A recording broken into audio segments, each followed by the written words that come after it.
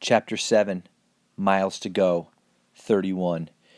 Did you really think I wouldn't notice? I know how many seats I got, and I know how many tickets I took. I didn't answer the bus driver. I stood back under the eave of the hotel, out of the rain. My legs were shaky, and my hands sweated. I was too tired for this, and I didn't feel good. I squinted at him through the thrumming pain in my skull. You live in Albert what? The driver's voice was cold and impatient. Like having an extra kid in a bus was the worst thing that could happen to a person. I wasn't in the mood. I glared at him, then rolled my eyes. Yeah. The driver shook his head. Don't be mad at me, kid. I don't get paid to give free rides. Thunder rumbled, and a rainy gust of wind tugged at his jacket collar. He looked back over his shoulder at the weather. Aw, heck, he said. Then he looked back at me with a tight mouth. You got parents or anything to call for a ride? I shook my head and tried to look sad and weak. It wasn't hard. Maybe I could get a ride after all. But the driver just blew his breath out through his pinched lips. I can't take you up with me, kid. With these new folks in their bags, bus is full. But this darn storm, he licked his lips. Stay here. They'll let you hang out in the cafe at the bunkhouse. I'll drop these folks off at the top and pick you up on my way back down, and you can ride back to Elb. I didn't say anything. Tears burned in my eyes, but my anger was strong enough to hold them there. See you in an hour. You're welcome, he said with a snort. Then he turned and climbed back onto the waiting bus. The rain really started coming down as the bus skidded out of the gravel parking lot. That bus was my only way to get where I was going, and I knew it. Its taillights glowed red in the growing dark. I watched them get smaller and smaller and then disappear like two little wishes that wouldn't come true. Shivering in the rain, trying not to cry and throw up at the same time really stinks. That's the truth. I unzipped the duffel, and Bo bounded out wagging and panting. Everything was being taken away from me, piece by piece, and day by day. He was all I had left. The tears beat my anger and dripped down onto my cheeks.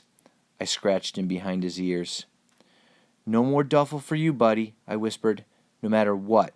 I don't care. Thunder rumbled again. The 2-lane highway was empty except for puddles. I looked up the highway, the way the bus had gone. The sky was a great gray wall of cloud.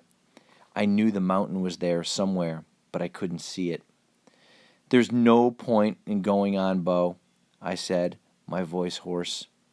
I looked out at the rain, at the skies that were getting closer and closer to black. I swallowed and crouched down and scratched Bo behind his ears with both hands. I held onto him like I was drowning. His mismatched eyes looked somehow brighter in the darkness. He was with me. He was always with me. But there's no point in going backward either, I guess. I wiped at my cheeks with my sleeve. I sniffed and flashed Bo the smile he deserved. He smiled back in his toothy doggy way. His eyes shone with everything good in the world. I lifted my camera and centered Bo's eyes in the frame. I snapped the picture. Bo's tail wagged harder. I reached down and scratched him behind the ears again. Come on. I pulled the fleece jacket out of my backpack and slipped it on. The rain was pouring down around me. I sealed my camera into the Ziploc bag I had brought along just in case and slipped it in my backpack. I looked at the narrow black ribbon of highway stretching out between the tall, dark pine trees, and somewhere in the darkness ahead, a mountain lost in the storm. Let's walk, buddy. We may not make it, but we'll walk until...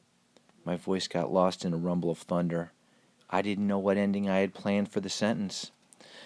Road stones crunched under the soles of my shoes. We'll walk until we get caught?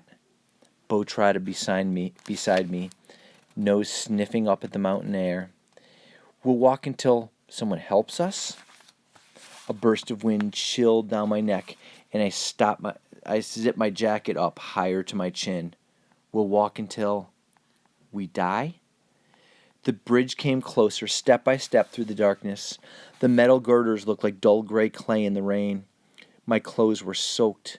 Rain had snuck down my collar and dripped down my back. I was shivering without stopping. It was dark enough to be night. It was almost nighttime anyway. The few cars that passed had their headlights on. None of them stopped. I suppose I was glad that they didn't. Their insides looked warm as they disappeared, though. "That bus will be back any minute," I said through chattering teeth to Bo. He looked up at me, still walking.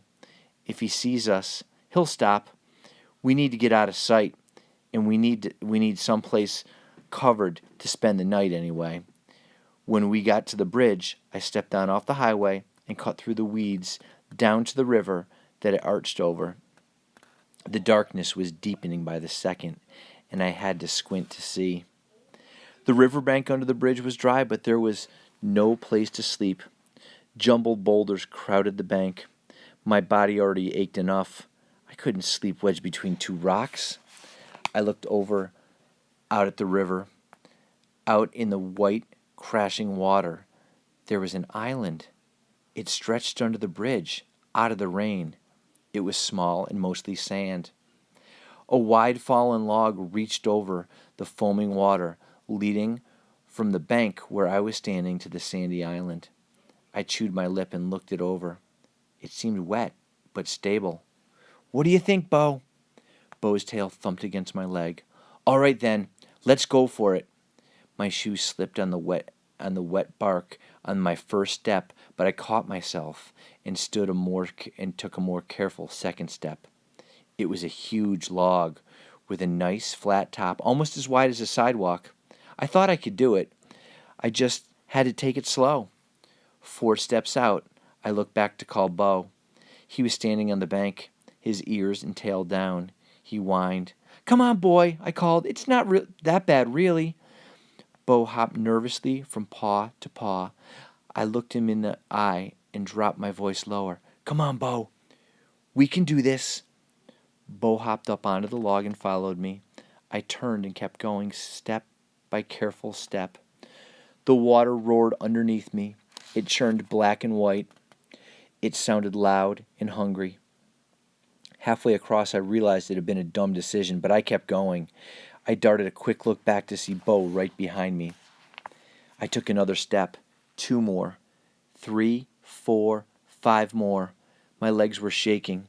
My stomach somersaulted with sickness and squeezing fear. The headache pressed on the backs of my eyes with rude, sharp fingers. I risked a look up, away from my feet, and toward the island. I was almost there. A stupid smile snuck onto my face. I was going to make it. Here's what I don't get.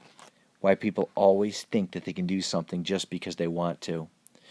With my eyes still on the white sand in front of me, the log slipped wetly out from under my right foot. I helicoptered my arms, trying to catch my balance. My other foot slipped. Through the thunder of the rushing water beneath me, I heard Bo bark. The sky whirled in front of my eyes, then the bridge, then nothing but angry water.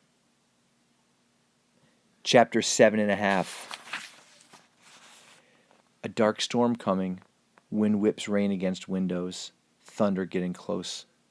Jessie held the phone in her hand and watched lightning flashes light up the distant hills. Through the open window she could smell the rain. The world outside looked cold and dark. Her friend was out there in it, somewhere, alone except for a little mutt, with the clock ticking down. Her fingers traced the numbers in the phone, touched them without pressing them. It would be so easy just to spill her secret. She could call the hotline, tell them what she knew without saying her name.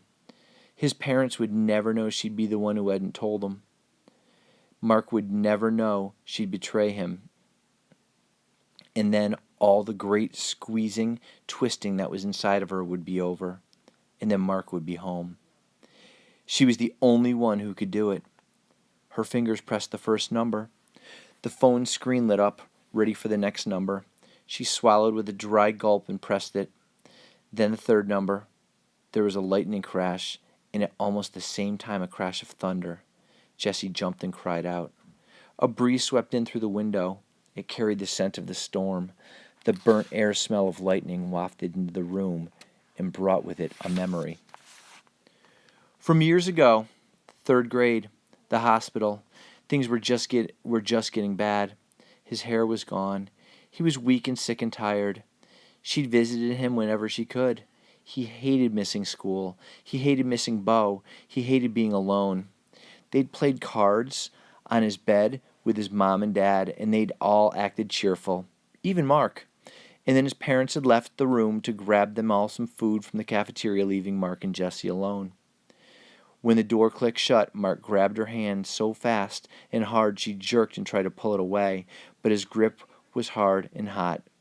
She looked up into his eyes and was surprised to see tears there brimming up and then spilling down his face. She stopped pulling away. "I don't like to cry in front of them," he said, his voice shaking. "I know how sad it makes them. I don't like to tell them how bad I feel or how scared I am. I don't want to do that to them. Do you understand?" Jessie nodded, though she wasn't sure she did understand. "It's like a secret," he went on, still crying. "I can't hold it all by myself, Jess. It's too much. Can I cry with you? Will you hold my secret?" Jessie squeezed his hand. She looked into his green eyes and nodded. "Yeah," she answered. "I'll hold your secret. Always? Always, I promise." And he cried into her shoulder, and he told her how bad he felt and how scared he was. And by the time his parents got back, they were giggling and playing cards again. She'd held his secret, and every time she visited, she held it again, so his parents wouldn't have to, so he wouldn't have to hold it alone. Then this summer, her parents had gotten divorced. She'd cried every day. Her dad left and moved back to Mexico. Her mom did nothing but mope around and watch TV and drink a bottle of wine each night. Jessie was alone. Except for Mark. He called her. He came over. He left notes and candies in their secret spot. Jess had spent the night at his house, and she'd cried, and it wasn't even embarrassing. He'd cried in front of her before, after all. "It's not fair," she sobbed. "You're supposed to be able to count on your mom and dad. You're supposed to be able to count on them." Mark had put a hand on her shoulder. "Count on me, Jess," he'd said, "and I'll count on you. We're the ones we can always count on, right?" Jess looked out at the storm, out at the new darkness. Even with his life on the line and the whole world looking for him, he'd stopped to leave a note for her, so she'd know, and to say goodbye, because he knew she would count on him to do that. She looked at the note, crumpled on the table. She'd read it so many times that she didn't have to read it again to know what it said.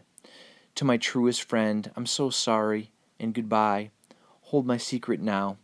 She blinked back her tears. Mark was counting on her now. She put the phone down. Chapter 8, Miles to Go, 29. At the last second, just before my body hit the black water, I gulped one great big breath of air. I filled my lungs, and then the freezing water grabbed my body and did its frigid best to stop my heart. The water was more than cold. It was ice that moved. It was strong and fast, and there was nothing I could do. I would have screamed, but the cold was squeezing my lungs like a black fist. For 1 second, I saw Bo looking down at me from the log, getting smaller as I rushed away, and the water spun me, and I was gone. The last I saw of him, his front legs were already in the air. He was jumping in after me. My feet hit the bottom, bumping boulders and scraping rocks, and I realized the river wasn't deep, but it was fast, and my feet couldn't stop me from being swept away. I saw the island spinning past my eyes. I was still alongside it. If I was carried past it, I was gone. I dug my feet harder, but they could find nothing to hold on to. I flailed my arms wildly, trying to stroke toward the sandy shore. Water rose up and covered my face, and I jerked and kicked up off the bottom with both my feet and all my fear. I popped back up into the thundering darkness and finally managed a heaving breath and one wild scream. In all that terrible madness, I heard a whining in my ear. I felt a tug on my collar. I saw out of the corner of my eye a brownish blur in the blackness. Bo had a hold of me. He was trying to pull me to the shore. He wasn't letting go. If I didn't get to the island, we would both die. I speared my legs down into the water. They found the bottom, and I pushed toward the island with all my legs had left. My arms swam and pulled, and my legs thrust back down again and again, hit rock and pushed. Bo whined, and I kicked once more, and for the first time, I got my shoulders clear of the water for a second before my legs were washed out from beneath me. I saw a flash of lightning at the end of the island. It came to a point, and I was close to missing it. A fallen log jutted out into the water from its end, and with one more desperate kick, I surged closer and stretched out through the fear and choking cold and blackness. My hands hit wet wood, and I grabbed. My body stopped in the water, but the water pushed and pulled and tried to drag me back down. My feet punched down, and the bottom was closer now, and I crawled and kicked toward the sand. I felt Bo paddling beside me, his teeth still holding onto my shirt. There was one last stumbling splash, and then we tumbled together over the log and onto the soft sand. My lungs heaved and shuddered from the struggle and from the frigid water. Bo stood beside me, panting and shaking the river from his fur. I shivered like I never had before. Violent, giant shivers that shook me like a car wreck. I tried to think. My backpack was still on my back, pressed against the sand. My duffel was gone, yanked away by hungry water. My teeth clattered against each other, letting my breaths out in a shaky hiss. I was out of the water, but I was wet and freezing. I could still die. Cold, hard rain pelted my face. I wiggled out of my backpack and fumbled with the zipper. My hands shook, and my fingers wouldn't listen to what my brain told them. Bo whined beside me. The cold closed in around us and dug in with its icy fingers. I felt it poke painfully at my bones. I got the backpack open and dug through it looking for the other plastic Ziploc bag, the one I'd been saving for the mountain, but I needed it now. I found the bag and pulled it out with shaking hands. Sealed and dry inside was a box of matches, some folded up newspaper, and a couple of cotton balls. The cotton balls were coated with Vaseline. I'd read that they were the best fire starters that you could make. Dragging my backpack behind me, I stumbled up the island to the sandy part under the bridge, out of the rain and away from the eyes of the drivers. I scraped a flat spot out on the sand next to a giant black boulder and gathered a pile of twigs and sticks and branches, the smallest I could find. There were plenty of washed up logs and sticks on the island, and under the bridge the wood was bone dry. It was almost totally dark, but the lightning flashes here and there gave me enough light to do what I needed. I leaned the littlest twigs together in a tiny teepee over some crumpled up newspaper and shoved a couple of the cotton balls in. My fingers were barely working by then, but I got the matchbox open and dumped out a few and managed to pinch one between my thumb and my numb finger. I scraped it against the matchbox, and it sputtered into flame. I concentrated on holding the match steady and firm. I lit the newspaper in several places, then touched the match to the cotton balls. They burned with a slow blue flame. The flames climbed up and around the newspaper, getting bigger and brighter. They curled around the twigs. "Come on," I begged through clattering teeth. "Come on, light." Bo stood pressed against me. He was shivering. We both needed the fire. I blew gently on the fragile flames and saw one skinny twig start to burn, then another. I quickly leaned slightly bigger sticks on top of them and blew some more. The bigger sticks caught fire, and I smiled. I had done it.